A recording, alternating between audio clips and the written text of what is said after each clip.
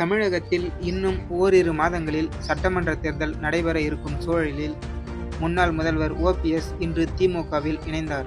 பல ஆண்டுகளாக அதிமுக கட்சியில் முக்கிய நிர்வாகியாக அங்கம் வகித்த ஓபிஎஸ், அதிமுகவின் ஒருங்கிணைப்பாளராகவும், பல்வேறு காலகட்டங்களில் 3 முறை தமிழக முதல்வராகவும் இருந்துள்ளார்.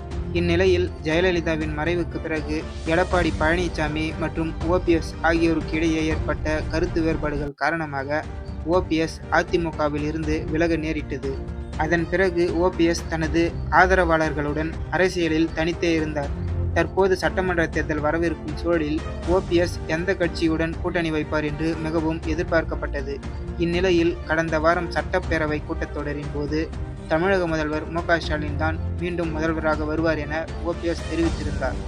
இந்நிலையில், ஓபிஎஸ் திமுகவில் இணைவாரா அல்லது வருகின்ற சட்டமன்ற தேர்தலில் திமுகவுக்கு ஆதரவளிப்பாரா என்று பெரிதும் எதிர்பார்க்கப்பட்டது.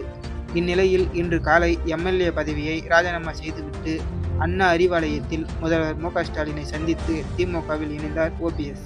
மேலும் ஓபிஎஸ் மகன் ரவீந்திரநாத் மற்றும் அவருடைய ஆதரவாளரான எம்எல்ஏ ஐயப்பன் உள்ளிட்ட பலரும் திமுகவில் இணைந்தனர். ஓபிஎஸ் வருகை உறுதியானதும் அண்ணா அறிவாலயத்தில் அவரது ஆதரவாளர்கள் பலர் திரண்டனர்.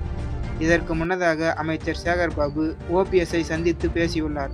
பிறகு இவர்கள் இருவரும் ஒரே காரில் அண்ணா அறிவாலயம் வந்தனர். கடந்த சில மாதங்களுக்கு முன்பு தை பிறந்தால் வழி பிறக்கும், தை மாதத்திற்கு பிறகு கூட்டணி முடிவை அறிவிப்பேன் என ஓபிஎஸ் தெரிவித்திருந்தார். இந்நிலையில், அதிமுகவில் மீண்டும் இணைய அவர் பல்வேறு முயற்சிகளை மேற்கொண்டதாக தகவல்கள் கூறுகின்றன. அதற்கு எடப்பாடி பழனிசாமி மறுத்துவிட்டதால் தவேகாவில் இணைவார் என்று எதிர்பார்க்கப்பட்டது. ஆனால் யாரும் எதிர்பாராத விதமாக தற்போது திமுகவில் இணைந்துள்ளார் ஓபிஎஸ்.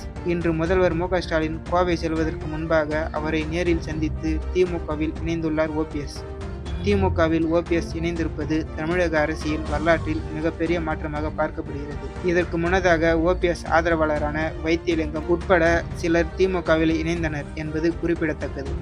கடந்த சில தினங்களுக்கு முன்பு சசிகலா தனி கட்சி ஆரம்பித்திருப்பதும், தற்போது ஓபிஎஸ் திமுகவில் இணைந்திருப்பதும் அதிமுகவிற்கு பாதிப்பை ஏற்படுத்தும் என எதிர்பார்க்கப்படுகிறது.